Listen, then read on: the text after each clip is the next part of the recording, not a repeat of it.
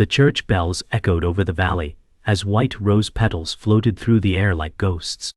At the altar, the bride trembled, her lips parting just as the priest said, "Speak now or forever hold your peace." A voice cracked from the crowd. "She's not who you think she is." Gasps broke the silence like thunder. The groom turned, confused, betrayed. In the back row stood a teenage girl, her hands clenched, eyes burning. "I know her. She left me behind." The bride froze. Her bouquet slipped from her fingers. The girl pushed past guests, her voice trembling. "You're my mother." The crowd erupted. The groom stumbled back. The bride's face, once glowing, now pale and hollow. The girl stopped, just feet away. "I was the forgotten child. And now you want a fresh start?" The bride whispered, "No, I didn't know." But it was too late. The truth had burst like a firework in a chapel of dreams. Silence wrapped the church like a burial cloth. The bride's knees buckled slightly, but she caught herself before falling. "You have the wrong person," she said, but the words rang hollow. The girl held up the photo, her as a toddler, held by a much younger version of the bride. "I remember this day," the girl said. "I was 3. You left the next morning." A murmur passed through the guests. The groom stepped forward. "Is this true?" The bride's eyes filled with tears. "I was young. I was scared. I didn't want to ruin her life." The girl laughed bitterly. "So you ruined mine instead." The photo fluttered to the floor, landing face up between the bride's feet. "You didn't even try to find me," the girl said. "You moved on like I never existed." The bride covered her mouth, shaking. "I searched for you. But your father took you away. He changed his name." The girl stepped back. "He's dead now. Been dead 3 years. I found a box of your letters in a closet last month." Her voice broke. "That's how I found you." The crowd was still. The only sound was the echo of truth. The groom looked from one woman to the other. "This is insane," he whispered. "You were going to start a new life with me, while hiding your past?" The bride turned toward him, tears streaking her makeup. "I didn't know how to tell you. I thought I could keep it buried." The girl's voice cut in. "You were going to marry him without ever telling him you had a daughter." The bride reached out. "I made a mistake, but I never stopped loving you." The girl flinched. "Love," she whispered. "You loved the silence more than you ever loved me." The priest cleared his throat, his voice trembling. "Shall we continue?" No one answered. The bride stepped down from the altar, removing her veil slowly. "No, we can't." She turned to the girl. "I want to know you, please." The girl hesitated. "Why now?" she asked. "Why only when everything's falling apart?" The bride walked closer. "Because I saw your face and I knew. I couldn't run anymore." Tears rolled down both their cheeks. For the first time, mother and daughter stood eye to eye. The wedding was over, but something else had just begun. They sat outside the chapel now, on a stone bench, half shaded by an old oak.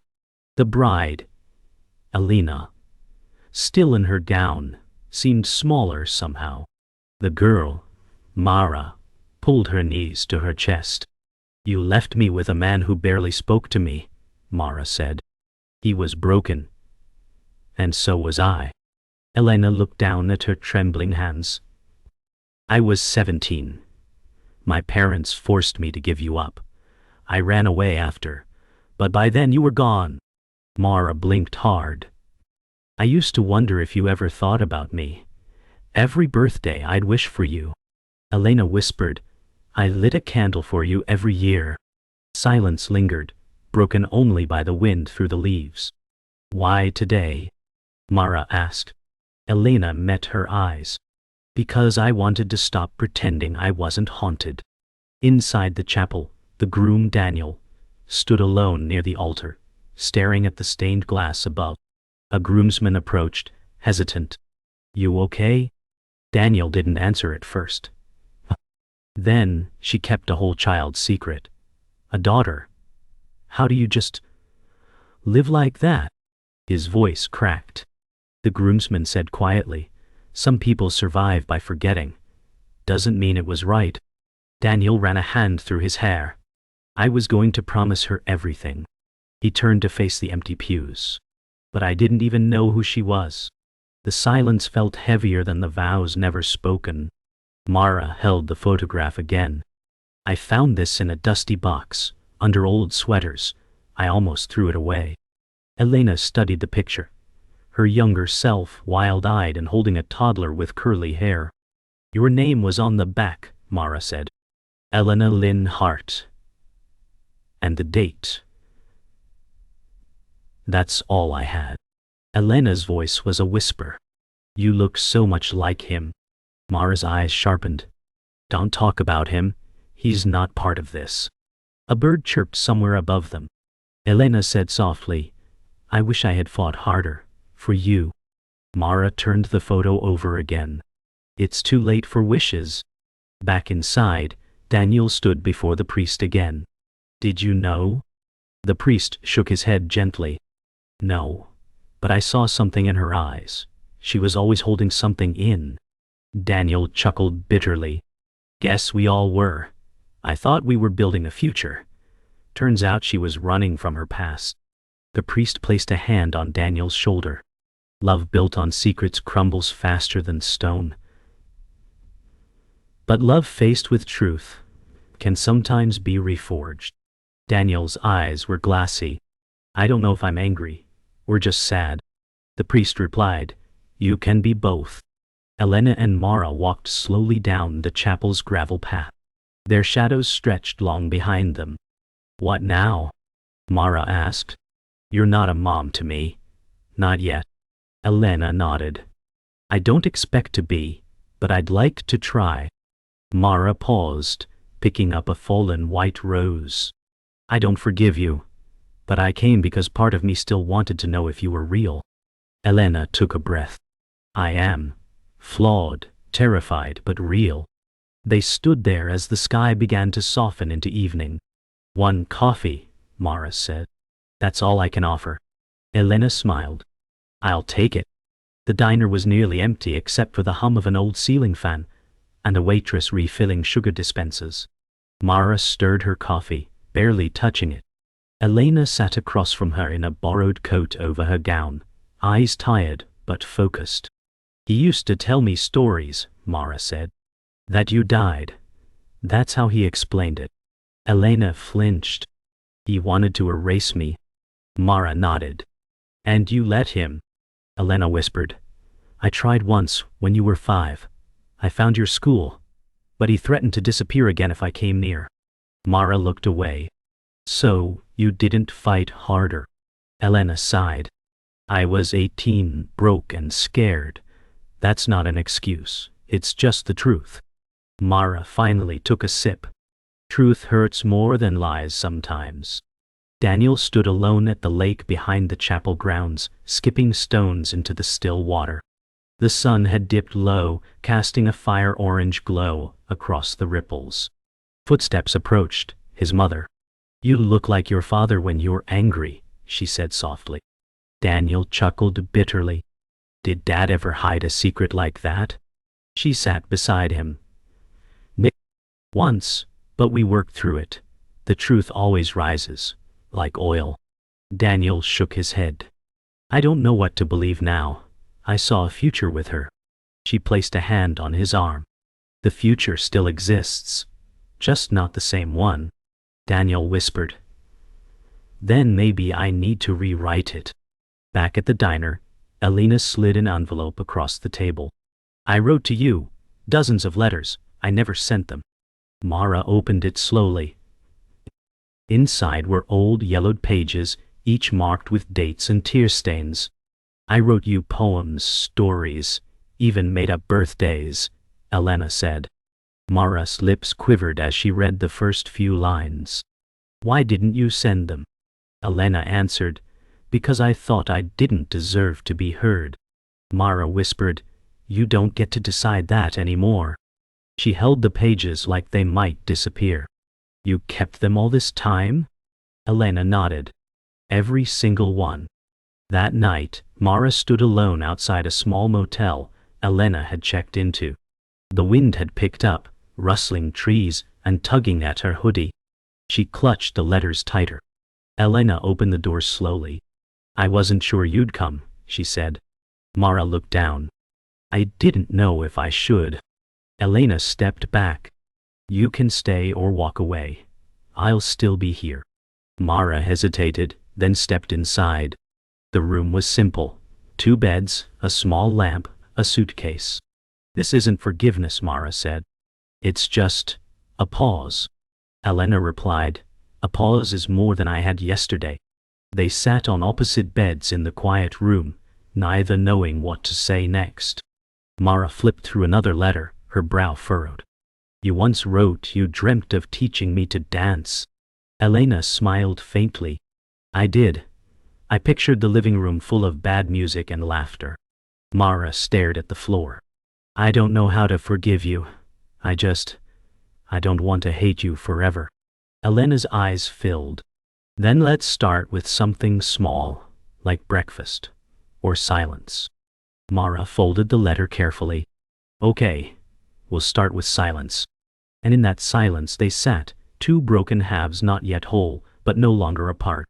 Morning sun crept through the motel curtains, as Mara woke to find Elena already dressed, hair tied back, hands wrapped around a steaming paper cup of coffee.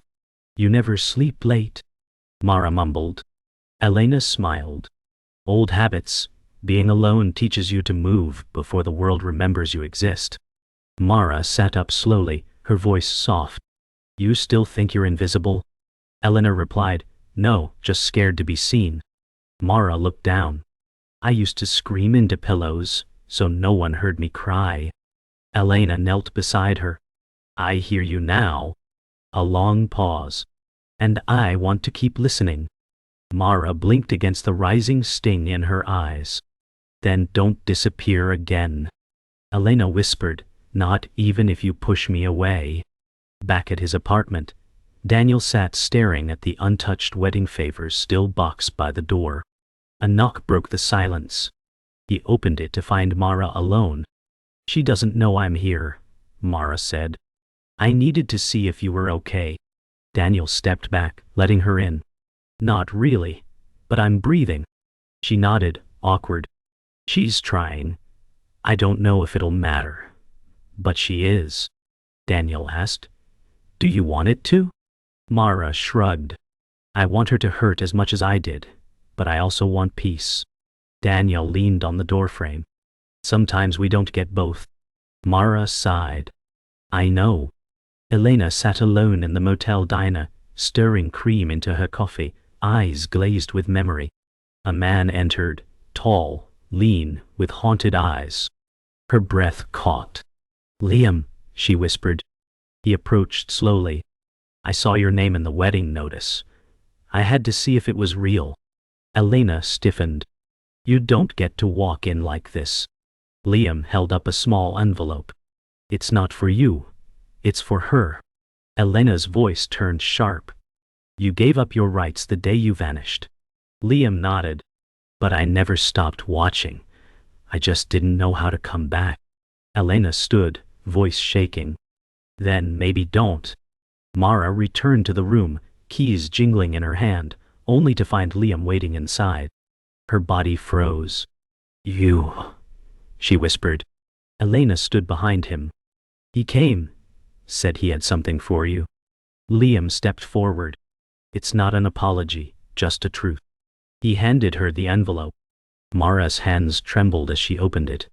Inside was a photo, her as a baby, sleeping on his chest. A note. "I watched from a distance. I was afraid of who I was." Mara whispered, "You don't know me." Liam replied, "No, but I never stopped wanting to." Mara dropped the photo. "Then, why didn't you try?" Liam whispered, "Because I didn't think I deserved your pain." Later, the 3 sat in silence. The tension was thick, but no one moved. Finally, Mara said, "I don't need 2 ghosts trying to raise me now." Elena's face broke. Liam looked down. Then let us stay shadows, but we'll stay. Mara's voice cracked. You left holes in me, and I filled them with anger. Elena whispered, maybe we can help you empty some of it. Mara looked up. Not today, but maybe, one day. Liam nodded slowly. We'll wait. She rose. I don't know what this makes us. Elena answered, real, at last. And that was the first word they all shared. Mara stood at the old park near the edge of town, the place where she used to swing alone as a child, pretending someone was watching. Elena arrived quietly, clutching a small box. What's that? Mara asked without turning. Pieces of you, Elena said. She opened the box to reveal scraps of drawings, newspaper clippings, and a single baby shoe. I kept what I could, she said, voice tight. Every time I moved, I brought this box. Mara's eyes welled. You carried memories while I carried emptiness. Elena stepped closer. Let me share them now. Mara hesitated, then reached into the box, lifting the shoe. It's smaller than I imagined, she whispered. So was my world back then, Elena replied. Daniel waited in his car outside the community center, watching children race through the courtyard. He clutched the wedding band still looped on his keychain. Elena appeared beside him, knocking gently on the window. He rolled it down slowly. I thought you were gone, he said. I almost was. She looked at the band. I didn't expect you to forgive me. Daniel sighed. I'm not sure I can, but I wanted to see you, one more time without lies between us. Elena stepped back slightly. Then here's the truth. I loved you, but I was scared you'd only love a version of me that never existed. Daniel nodded. That version's dead now, but I'm still here. Later that evening, Mara sat alone at the motel table, letters spread before her like puzzle pieces. Liam entered quietly. I made a lot of messes, he said. You and your mother didn't deserve any of them. Mara didn't look up. And yet you left us both to drown. Liam sat, head bowed. I was a coward. I ran from love, from responsibility. But I'm not running now. Mara picked up one letter. You wrote this one. She passed it to him. He read it slowly. I was 19 and broken, but even broken men should try. Mara said, then try now, not with words, with time. Elena sat beside Mara on the motel bed, knees brushing, watching an old sitcom flicker silently on the TV. Do you still love him? Mara asked. Elena answered, I don't know. I loved who he was supposed to be. Maybe I still do. But loving someone doesn't fix what they broke. Mara nodded. You broke me too. Elena's voice cracked. I know. I see the cracks every time you look away. Mara leaned back. Sometimes I wish I hadn't come, but then I think, maybe I was supposed to ruin your wedding. Maybe that was the only way I could exist in your world again. Elena reached out, gripping her hand. You didn't ruin it, you rewrote it. Mara stepped outside into the night air, phone in hand, heart pounding. She tapped Daniel's contact. It rang. Then, his voice. Hello? Mara hesitated. It's me. A pause. Hey. Mara swallowed. I don't know what happens next, but I thought maybe we could talk. Not about her, about us. Daniel's voice was cautious but open. We were something before the secret. I'd like to remember that. Mara exhaled. I'd like that too. Behind her, Elena stood in the doorway, watching, not intruding. Mara turned and met her gaze. No words were needed. For the first time, silence felt like grace. The next morning, Mara stood in front of her childhood home, an aging duplex with peeling paint and rusted gutters. She hadn't been here since the funeral. Elena joined her on the cracked sidewalk, eyes wide with recognition. This was the place, she asked. Mara nodded. He died in that room, she said, pointing to the upper window. I cleaned the house myself. It was like scrubbing years of silence off the walls. Elena whispered, I should have been there. Mara didn't respond. She just walked to the porch and sat on the step. Elena joined her without invitation. I want to help you repaint this place, she said. Not just for the house. For us. Mara looked at her. One wall at a time. Inside, dust hung in the air like memory. Mara opened a closet and pulled out a shoebox. Inside, photos, unpaid bills, a child's drawing of a woman labeled, Mom? Elena gasped. You kept this? Mara held it up. I made it when I was 6. He threw it in a box, said it was dangerous to believe in ghosts. Elena stared at the drawing, her eyes brimming. You believed in me, even then. Mara shrugged. I had no one else to believe in. Elena whispered, Can I keep this? Mara hesitated, then handed it to her. Sure, but don't file it away again. Hang it up somewhere real. That afternoon, they painted the exterior wall together, side by side. The rhythm was quiet. No music, no small talk, just the steady swish of brushes and the occasional scrape of old paint flaking away. Elena said, I always thought being a mother meant knowing everything. But now I think it means learning everything again, with you. Mara glanced at her. Even when I roll my eyes and shut down. Elena smiled. Especially then. Mara dipped her brush again. Then maybe we'll figure it out. With fewer lies. More paint. Elena nodded. That's the only way it sticks. That night, Daniel sat on his apartment floor surrounded by wedding decor. Lace runners, calligraphy signs, ribbons. One by one, he placed them in a box. Then, a knock. He opened the door to see Mara. Hi, she said, holding a thermos. Coffee? Daniel nodded and stepped aside. They sat in silence, sipping. I came because I miss what we were, Mara said. But also because I think we could be more than that now. More honest. More bruised but real. Daniel looked at her. So, this isn't goodbye? Mara shook her head. Only to what we thought we had. What we build next is new. Back at the motel, Elena sat alone by the window, the child's drawing now taped to the glass. Her phone buzzed, Mara's message. He listened. I think we're okay. Elena smiled, tears rising. She took a deep breath, then picked up the motel notepad and wrote. Today I existed in her world. She folded it and placed it with the rest of her unsent letters, now in a sealed envelope labeled for when she's ready. Outside, the wind rustled the trees. A chapter was closing, not with a door slam, but a whisper. A truth no longer hidden. A heart no longer running. Weeks later, the auditorium buzzed with quiet anticipation. Mara stood at the podium, her fingers curled around the edges of her printed pages. The spotlight washed over her as the room hushed. This piece, she began, voice steadier than she felt, is called The Woman at the Altar. Her eyes scanned the crowd. Elena in the second row, eyes glistening, Daniel beside her, arms folded but soft. Mara inhaled.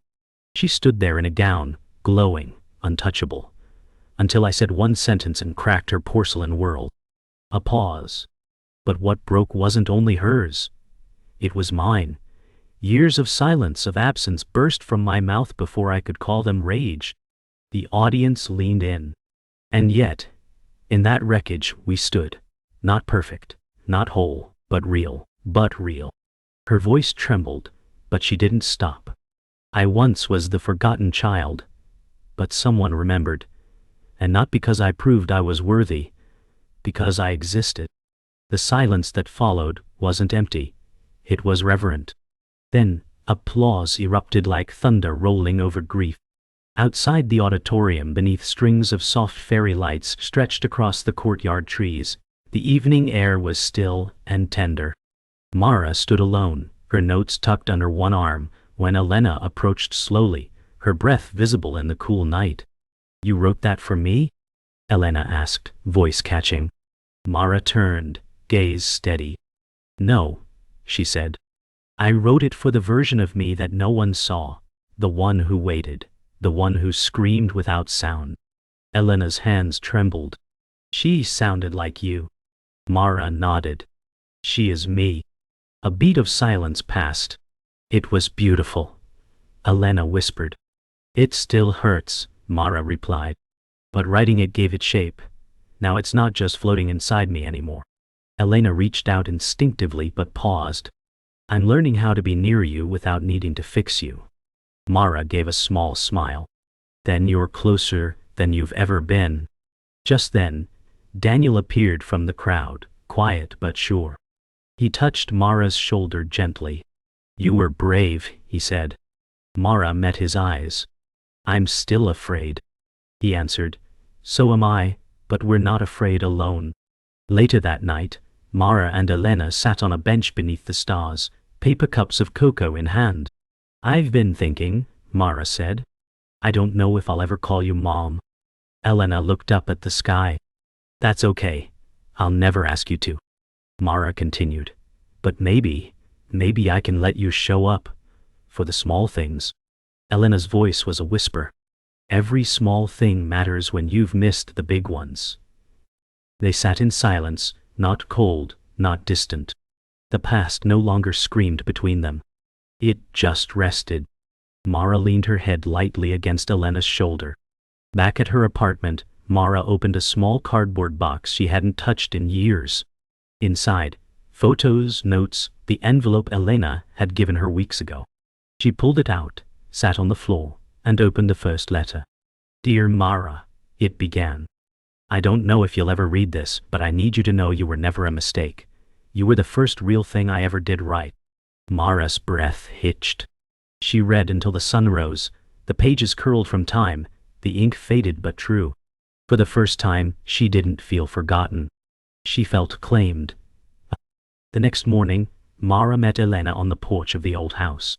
They stood in silence, the freshly painted walls behind them gleaming in the sun. I was the forgotten child, Mara said softly. Elena turned, her eyes full. And I forgot myself too. But you found me. Mara smiled faintly. You didn't claim me when you knew everything. You claimed me before you even knew the truth. Elena reached out. Mara didn't pull away. I didn't have to know your truth to love you, Elena said. Mara nodded. That's what saved us. Then, as the wind whispered through the trees, they stepped inside, together.